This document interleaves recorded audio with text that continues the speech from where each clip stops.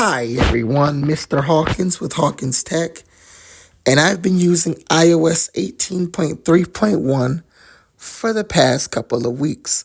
And in this video, I'm going to give you my overall experience running iOS 18.3.1. I'm going to talk about the battery life, battery health, and performance. And at the end of the video, I'm going to share my Geekbench score that I ran before this video. But first, let's talk about some news from Apple quickly from this past week. Apple's announced the iPhone 16e. This is essentially Apple's new iPhone that is going to be the replacement for the iPhone SE 3rd gen. We thought that this would be called the SE4, but Apple instead called it the iPhone 16e. It has a singular camera, which is 48 megapixels, a smaller notch with a 12 megapixel camera on the front. And it went on pre-order yesterday, and it will release on Friday, February 28th. Now, as far as iOS 18.3 and its performance, well, this is a small update, but if I go into my battery health here, battery health, my battery is at 85%. And with that battery, I've gotten 2 hours, 21 minutes screen on time, 5 minutes of screen off time. Now, on my YouTube community poll, I screenshotted how my battery was. Yesterday, I got 3 hours and 31 minutes of screen on time, 17 minutes of screen off time, and this iPhone typically likes to go down. I was away from a charger for at least a couple of hours, and when the day ended, I ended around 18%. So battery life is not 100% great with this particular device. This is an iPhone 12.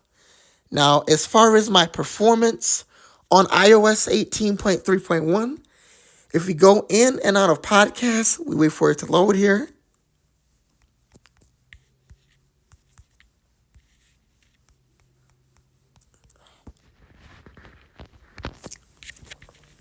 It loads up nice and quickly. If we go into the app library and we do some scrolling,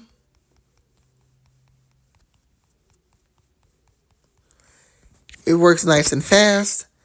As far as any bugs, well, Apple still did not fix one bug where I go to tint my icons and my Canary Mail widget is blank. That bug is still happening. And this is iOS 18.3.1, but hopefully we get 18.3.2.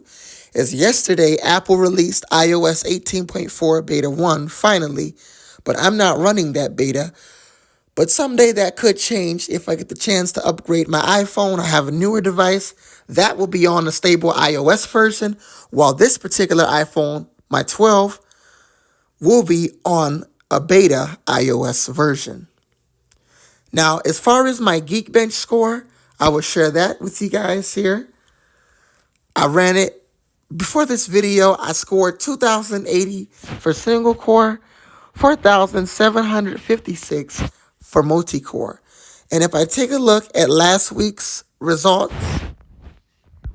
I scored 2,078 for single core, 4,547 for multi-core. Now, if I take a look at the iPad, my iPad Air 4th generation, I've scored 2,096 for single core, 5,089 for multi-core.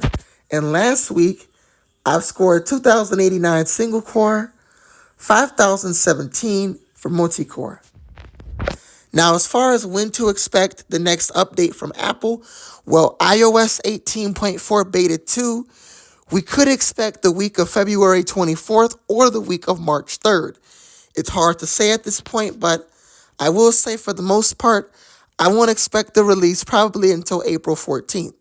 So if we get iOS 18.4 Beta 2 on March 3rd, Then have 18.4 beta 3 on the week of March 17th, and then move to weekly releases. Have iOS 18.4, or no, still have iOS 18.4 beta 3 March 17th, and then the week of March 31st, have iOS 18.4 beta 4, and then a release candidate. But if they want to do beta 5 the week of the 31st, then they will move to weekly releases and have beta 4 on the 24th, beta 5 the week of the 31st, an RC the week of the 7th, and iOS 18.4 should release on April 14th, 2024. But it's hard to say at this point. Maybe Apple needs a lot of betas to get this update right. But it is rumored that in iOS 18.5, we're going to get a lot of features. As in iOS 18.4, from the videos I've seen yesterday, that update did bring prioritized notifications to those Apple Intelligence iPhones. And we won't expect iOS 19 probably sometime till the 2nd or 3rd week of June. Most likely the 3rd week. As far as anything else, that's it for iOS 18.3.1. Quite a nice update.